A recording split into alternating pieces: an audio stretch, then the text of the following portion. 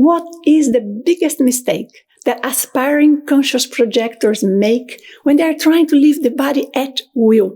Hang in there. I'm going to share this with you and explain why this happens so that you can avoid it. Let's go.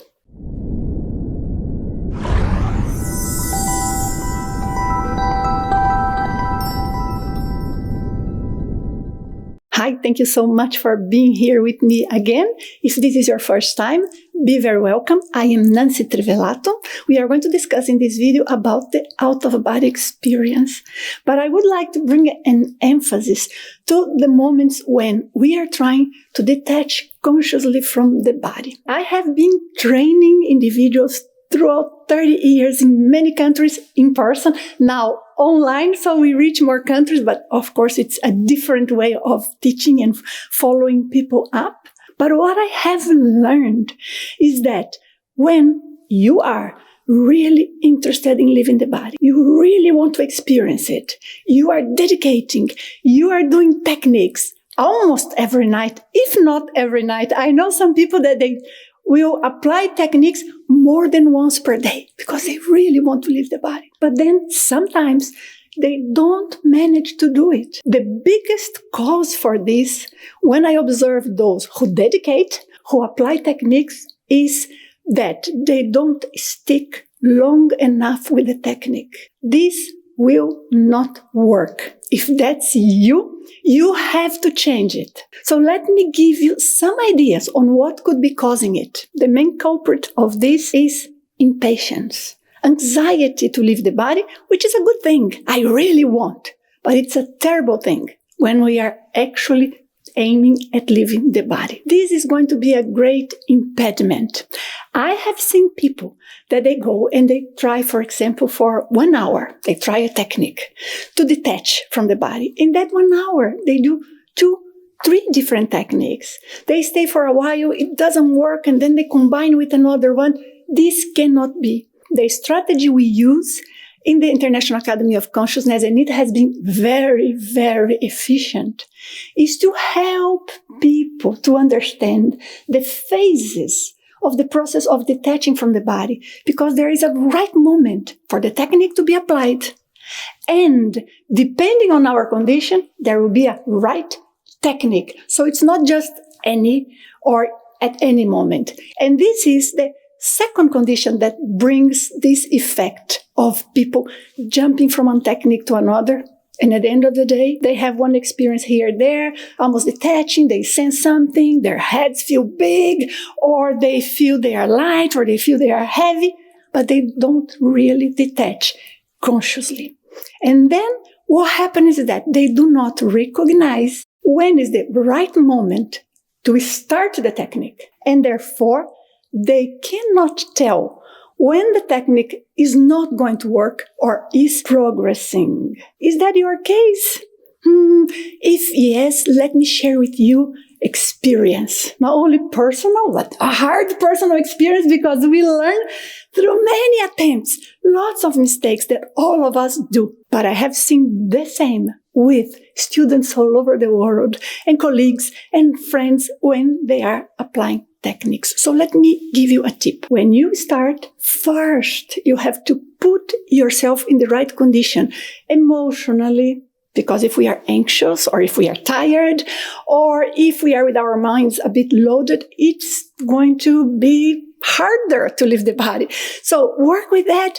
Put your energy in the ideal condition. Without that, hardly a technique works. When it does, it's mostly because our energy was at the right condition at that moment. And also make sure that your body is in the right condition. Physical relaxation.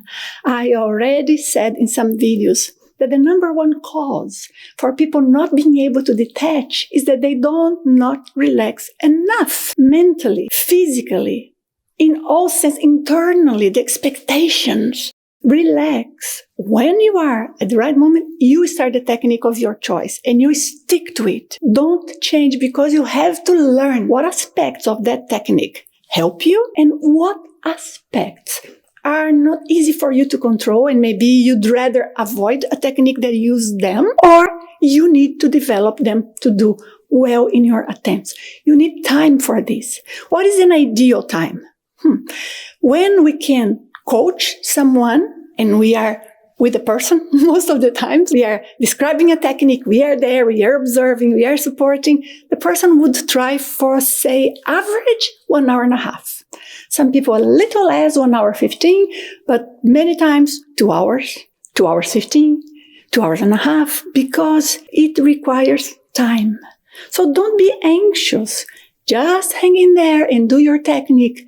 Perhaps it's good even that you do the same technique few times in a row, different days, because you will adapt. Your astral body adapts and it starts working better and better. Another thing that causes this type of reaction or of jumping from one technique to another is a lack of understanding and valuing the different aspects of the experience.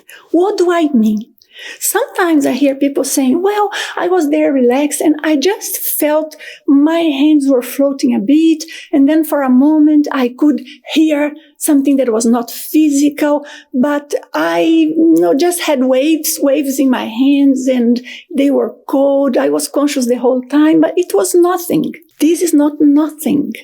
If we are to experience the non-physical reality, our astral body, non-physical body, which is not the same type of sensitivity of the physical vehicle we use here. We have to adapt our brain to recognize and interpret the aspects of the experience that may happen in different moments. So if you are only experiencing a very pleasant tingling, enjoy, value, that is amazing. That is not something for you just to take for granted. It's so interesting that sometimes when we are coaching somebody or we are following someone in the consciousness development program, we notice that most people, they read about OBE or they learn from somebody who's talking about their experiences. You have some of my experience published here in the channel. And they expect to sense in the same way, in the same intensity, in the same sequence of events. And this cannot be. So we need to learn how to educate our brain to be able to sense what's not physical, not imagining. It's very important that we train in a way that we will acknowledge perceptions and manifestations that are not merely physical. However, we are not going to fill the gaps, if you understand what I mean, of those things that are not very clear to us. Because most of us, and I will include myself, we may end up doing this if we are not very attentive. So we can help you. I can help you. I'll be discussing this here so that you know what is the importance of each thing. But please, if you have any sort of sensation, enjoy. Because if you are doing one technique and you observe, for example, well, I've lost sense of time. Great. That is something. That's an altered state of consciousness. Something is happening. Learn. Enjoy. You feel a vibration all over the body, the vibrational state. Oh, great. Oh, you feel just in some parts. Wonderful. What is the difference? But don't keep questioning during. Just observe. Learn. You act if needed. So this is my tip. Please don't keep changing from one technique to another and try one thing and try another and try another. So please keep an eye on that. Let's keep in touch. If the video is useful, please remember to give me a thumbs up. That helps YouTube spot who is interested in this type of video. And if you are not subscribed yet, take a look at the channel and consider subscribing. Hit the bell button so that you are notified when I publish videos, and especially when I am in a live talk, when I can answer your questions. Goodbye. Thank you very much for being with me. Bye-bye.